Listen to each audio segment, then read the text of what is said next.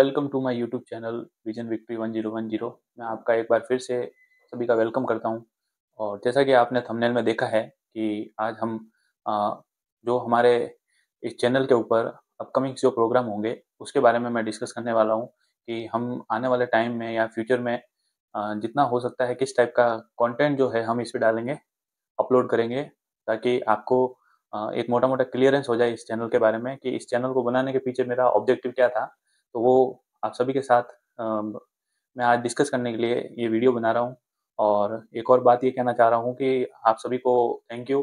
जो पहला वीडियो मैंने डाला था कि हाउ टू बुक रीड, उसको आपने देखा, उस पर काफ़ी अच्छे व्यूज़ आए और काफ़ी ज़्यादा सब्सक्राइबर इंक्रीज हुए हैं। मेरे को इतनी उम्मीद नहीं थी कि फर्स्ट वीडियो में इतने सब्सक्राइबर हो जाएंगे। तो आप सभी का again thank you very much. और आप ऐसे ही वीडियो को शेयर कीजिए तो, और चैनल को ज़्यादा से ज़्यादा आपके जो भी सर्कल्स हैं उसमें आप इनको आगे मतलब फॉरवर्ड कीजिए, आप उनको सजेस्ट कीजिए। और मैं आपसे ये प्रॉमिस करता हूँ कि इस पे जो इन्फॉर्मेशन या जो भी कंटेंट प्रोवाइड किया जाएगा ये आपके डेली जो एवरीडे लाइफ है उसमें कहीं ना कहीं आपके ज़रूर काम आएगा, क्योंकि बहुत ही वैल्यूबल कंटेंट मैं मतलब इस चैनल पे अपलोड करने वाला हूँ, जो कि आपकी लाइफ में डायरेक्टली इनडायरेक्टली कहीं ना कहीं वो रोल प्ले करेगा। तो चलिए शुरू करते हैं। हम आज का जो वीडियो है उसके बारे में अपन डिस्कस करते हैं जैसा कि थंबनेल में दिया गया है। तो सबसे पहला प्रोग्राम अबाउट दिस वीडियो कि क्या क्या हम इन फ्यूचर डालने वाले हैं उसके बारे में। तो सबसे पहला है challenging aspect of student life. जैसा कि दोस्तों हमने कई बार देखा है कि आज जो एजुकेशन है इसमें एक मास डिस्ट्रैक्शन है। हम मतलब छोटी छोटी जैसे इंस्टा रील्स वगैरह देखते हैं या इंस्टा रील्स देखते हैं या बहुत सारी मतलब सोशल मीडिया प्लेटफॉर्म जहाँ पे हम जाते हैं तो वहाँ पर बहुत सारे करियर को इतना ग्लैमरस किया जाता है कि मतलब जितना वो होता नहीं है, उसकी जो हकीकत है रियलिटी कुछ और होती है। और स्टूडेंट मतलब उन सबको देख के इतना मतलब उसका अट्रैक्शन उन चीज़ों को लेकर इतना हो जाता है कि फिर वो सोच लेता है बिना कुछ सोचे समझे कि मेरे को वो उसके बारे में करना है। तो फिर वो जैसे तैसे घर वालों को कन्विंस करके उसमें उस फील्ड में चला तो जाता है, एंटर तो हो जाता है, लेकिन कुछ समय बाद में उसको रियलाइज होता है कि शायद ये फील्ड जैसा मैंने सोचा था वैसा कुछ है नहीं। और धीरे धीरे वो मतलब एकदम डिस्ट्रैक्ट हो जाता है चीज़ों से और फिर वो उसको समझ में नहीं आता है कि करना क्या है। उसके अलावा जैसे बहुत सारी छोटी छोटी बातें हैं जैसे कि स्टूडेंट लाइफ से कि नोट्स कैसे बना सकते हैं, हमें किसी एग्जाम की प्रिपरेशन करनी है तो कौन सी बुकें पढ़नी चाहिए, और नोट्स कब बनाना चाहिए, ये भी एक बहुत बड़ी मतलब प्रॉब्लम होती है स्टूडेंट के साथ में। और भी बहुत सारे एस्पेक्ट है जैसे कि हमें डिसिप्लिन कैसे मेंटेन करना है, रेगुलरिटी कैसे मेंटेन करनी है, सेल्फ मोटिवेटेड कैसे रहना है उसके बारे में। और हमें बहुत सारे एस्पेक्ट होते हैं जो स्टूडेंट लाइफ में स्टूडेंट फेस करते हैं।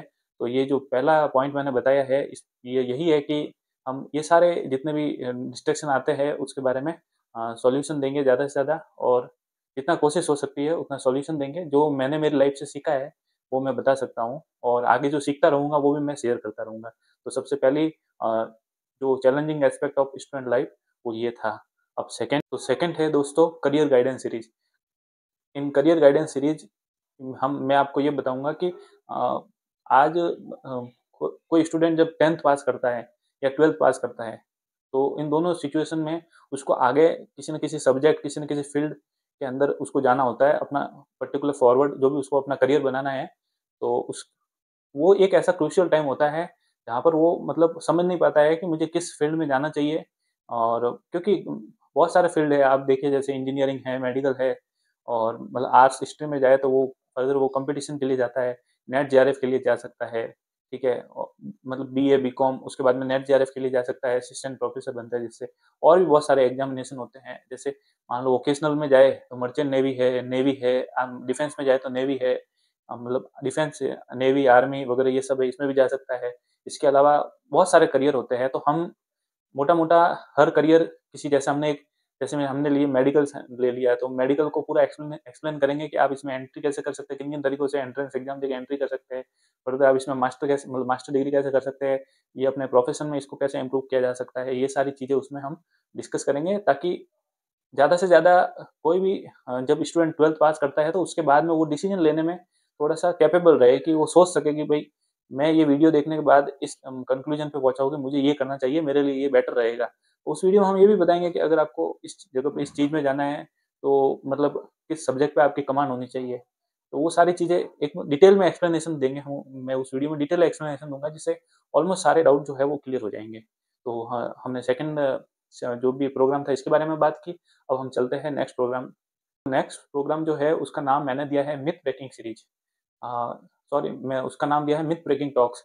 मिथ ब्रेकिंग टॉक्स मतलब आज आज जैसे मैं तैयारी कर रहा हूँ, तो तैयारी के दौरान मैंने देखा है कि बहुत सारे लोग एक लंबा समय इसमें देने के बाद में ये सोचने लग जाते हैं कि प्रिपरेशन करने के बाद में जब उनका सिलेक्शन होता नहीं है कहीं भी, तो वो ये सोचने लग जाता है कि बस यही मेरा जीवन था और यही मेरा एंड हो चुका है। अब मैं अपनी लाइफ में कुछ कर ही नहीं सकता हूँ, कैपेबल नहीं हूँ या मेरे अंदर कैलिबर नहीं है उन सब चीज़ों को करने का। तो वही चीज़ है, हम इसमें देखेंगे कि हम एक इंटरव्यू प्रोग्राम है एक तरीके का ये, जिसमें मतलब ऐसे-ऐसे लोगों को यहाँ लाया जाएगा जिन्होंने तैयारी की और यकीन मानिए वो अपने क्षेत्र में बहुत अच्छे थे, उन्होंने कॉम्पिटिशन में भी बहुत अच्छा किया, लेकिन उनका फाइनली कहीं सिलेक्शन हुआ नहीं, या जो उन्हें जो पोस्ट चाहिए थी वो चक्कर में वो प्राइवेट सेक्टर में चले गए। प्राइवेट सेक्टर में गए आज, तो अब वो जिस पोज़ीशन पे है प्राइवेट सेक्टर में, आज वो ये सोचता है कि चलो ठीक ही हुआ कि मैं वहाँ नहीं गया। तो मतलब इसका कंक्लूज़न क्या निकलता है? इसका कंक्लूज़न ये निकलता है कि आपको केवल ठीक है गवर्नमेंट की प्रिपरेशन करनी है, आपको अपना नॉलेज एनहांसमेंट करते रहना है, लेकिन ऐसा नहीं देखो ये ट्रू है कि किसी भी वैकेंसी में एक लिमिटेड लोग लेते हैं। तैयारी उसकी इन लैक्स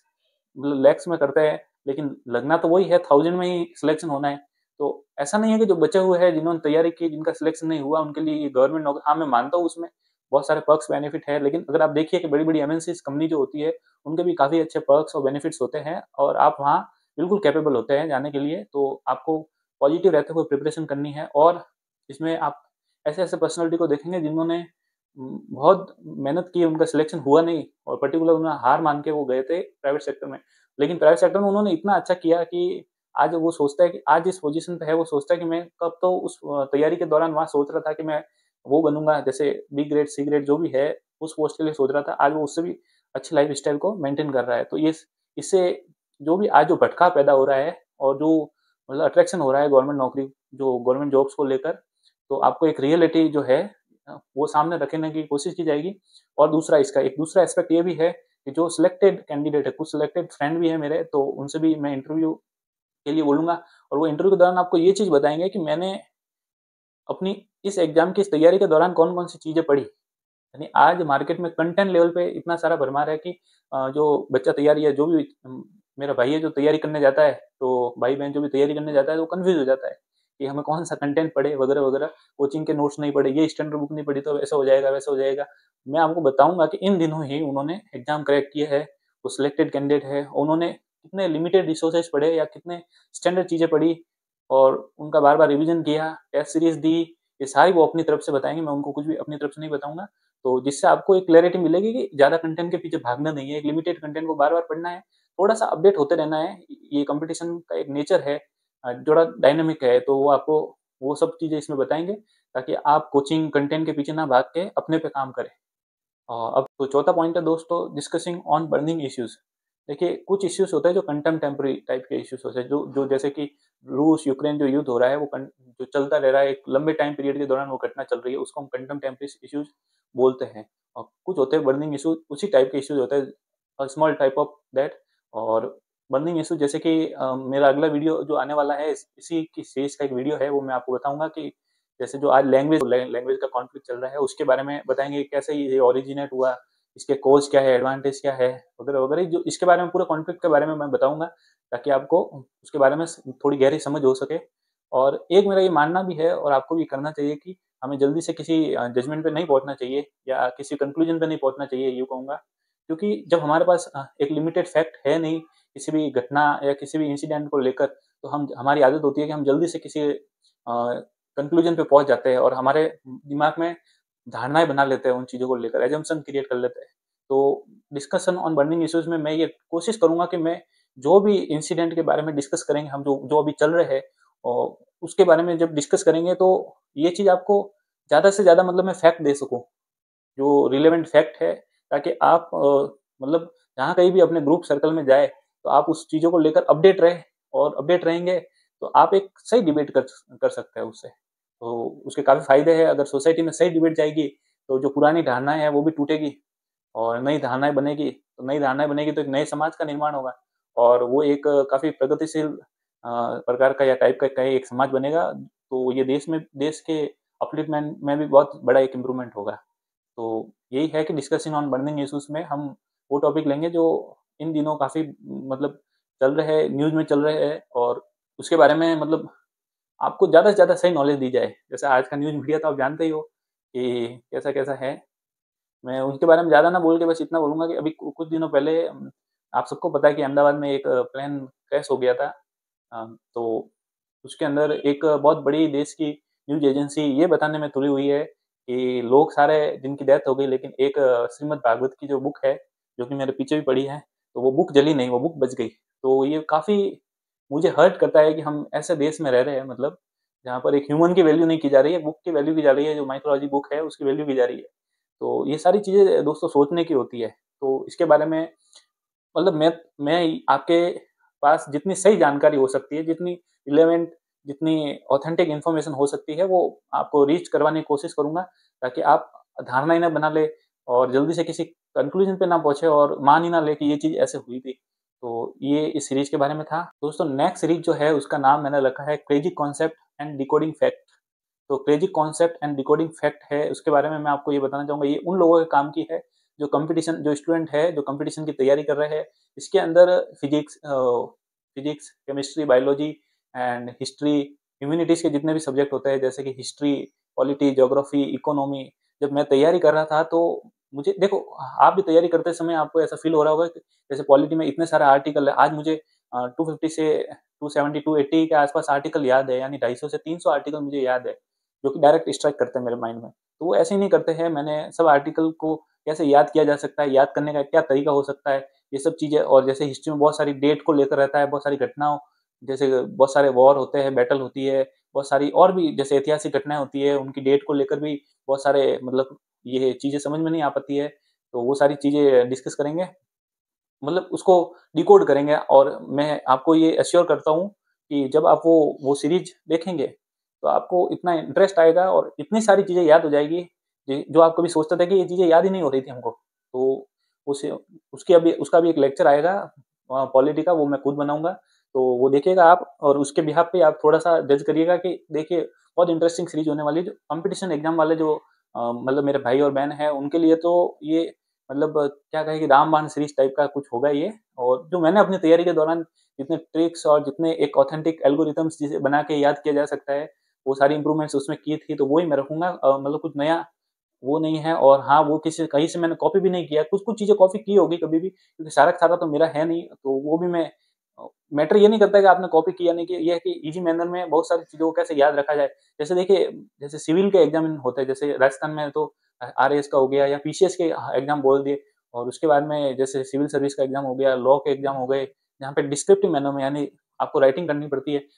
उस केस में आपको काफ़ी सारी चीज़ें कॉन्शियस माइंड में होनी चाहिए, यानी आपको याद होनी चाहिए।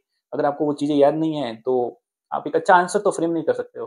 तो ये सारी कोशिश रहेगी, और ये तो कॉम्पिटिशन वालों के लिए बहुत मतलब फ्री में सब कुछ है, यूट्यूब पे मिल रहा है। आप अगर एक सीरियस एस्पिरेंट है और एक लिमिटेड चीज़ पढ़ के अगर एग्ज़ाम क्रैक करना चाहते हैं, तो मैं तो बोलूँगा कि वो सीरीज़ आप छोड़िएगा ही मत। डिकोडिंग फैक्ट और हाँ, जो क्रेज़ी कॉन्सेप्ट है, ये सीरीज़ आप मत छोड़ना। मेरी तो यही सलाह रहेगी, ठीक है? अब चलते हैं नेक्स्ट प्रोग्राम की तरफ। तो नेक्स्ट प्रोग्राम के बारे में आप तो गाइस नेक्स्ट प्रोग्राम जो है वो तो बिल्कुल सिंपल सा है, उसमें मैं ज़्यादा आपको समझाऊँगा भी नहीं। नेक्स्ट प्रोग्राम जो भी है वो है मेरे व्लॉग से रिलेटेड है, जो मैं आने वाले टाइम पे व्लॉग बनाऊँगा। तो कुछ मेरे दोस्त हैं, उनको लेकर व्लॉग बनाऊँगा, और जैसे हम कई बार जैसे साल में कई बार हम ट्रैवल करते हैं, अच्छी-अच्छी हिस्टोरिक पैलेस पे करते हैं, और भी जैसे जो सर्किट बने राजस्थान में सर्किट देखने के लिए वगैरह जाते हैं, तो वो फैक्ट बताएँगे। इसके अलावा मतलब व्लॉग बनाएँगे। तो आपसे ये रिक्वेस्ट है कि आप व्लॉग देखें, और हो सके तो उसको लाइक वगैरह करें। तो ये व्लॉग वाला था, और अ, जो अपकमिंग प्रोग्राम्स थे मेरे इस चैनल पे जो आने वाले थे, उसके बारे में मैंने आपको बताया। इसके अलावा भी बहुत सारे जो अभी आने वाले टाइम में जैसे-जैसे इम्प्रूवमेंट लगेगा, तो और भी अच्छे-अच्छे प्रोग्राम्स इस पे बनाने की कोशिश करूँगा मैं। बाकी जितने प्रोग्राम्स इस पे हो सकते हैं फिलहाल इन दिनों के लिए, तो वो मैंने आपको बताने की कोशिश की। और अब मैं अ, एक एक बात और बताना चाहता हूँ कि इन दिनों मेरे मतलब ये जो महीना चल रहा है, और अगला महीना जो है 17 अगस्त, अगस्त तक जो है मेरे एग्ज़ाम चलेंगे। तो मैं थोड़े वीडियो कम डालूँगा, कुछ जैसे जैसे challenging aspect of student life है, और पॉलिटी सीरीज़ है, इनके कुछ डालने की कोशिश करूँगा। सारी सीरीज़ के तो मैं अभी डाल नहीं पाऊँगा, तो धीरे-धीरे मैं ये जो है वीडियोज़ डालने की कोशिश करूँगा। लेकिन अगस्त के बाद मैं थोड़ा-सा फ्री मेरे को टाइम मिल जाएगा, तो टाइम मिलने के बाद मैं ज़्यादा से ज़्यादा आपसे कनेक्ट रह पाऊँगा। आपसे एक रिक्वेस्ट है कि कई बार मैंने देखा है कि अगर वीडियो कंटिन्यू नहीं आएँगे तो बहुत लोग जो है वो सब्सक्राइब किए हुए चैनल को अनसब्सक्राइब कर देता है, तो ये रिक्वेस्ट है कि आप अनसब्सक्राइब ना करें। और बाकी ये चैनल आपके लिए इतना ऑथेंटिक हो सकता है, आप आगे जाके आप इन सब चीज़ों को सोचेंगे कि इतनी ऑथेंटिक इन्फॉर्मेशन मिल रही है, तो डेफ़िनेटली आपको एक यहाँ से एक थोड़ा-सा गो थ्रू होना ही चाहिए। बाकी आपने मेरे चैनल को इतना सपोर्ट किया इनिशियल स्टेज में, मुझे बिलीव नहीं था कि फर्स्ट जो लेक्चर मैंने अपलोड किया था हाउ टू रीड बुक्स, उसपे 500 से ज़्यादा व्यू आए हैं, तो उसके लिए थैंक यू वेरी मच। और आप विज़िट करते रहिए और ज़्यादा से ज़्यादा खुद के लाइफ़ में अच्छा एनहांसमेंट कैसे हो सकता है, मैंने जैसे आप इसका line works for qualitative lifes इसलिए रखा है कि आपकी क्वालिटेटिव चेंजेस इसलिए रखा है कि आपके लाइफ़ में अच्छे खासे चेंजेस आ सकें। तो थैंक यू वेरी मच। और आपसे वापस यही कहूँगा कि हो सके तो आप और ज़्यादा सब्सक्राइब करवाइए, शेयर कीजिए अपने सर्कल्स में, अपने ग्रुप्स में। आपके जो स्टूडेंट है उनको तो करना ही चाहिए, जो ताकि देखिए मैं आपको बोल रहा हूँ कि ये डेफ़िनेटली आपको फ़ायदा करेगा। और जब आपका रिज़ल्ट आएगा या जब आपका पेपर आपके हाथ में आएगा, तब आपको पता चलेगा कि मैंने अगर विज़न विक्ट्री से ये चीज़ पढ़ी है, तो मेरे डेफ़िनेटली वो काम आ रही है। तो मैं इतना ही कहूँगा, बाकी मेरा काम जो भी है वो ज़्यादा कहेगा, मेरे से ज़्यादा वो ही बोलेगा। तो ये सारी चीज़ें आपको बताई मैंने, और बाकी वीडियो देखने के लिए आप सभी का थैंक यू वेरी मच।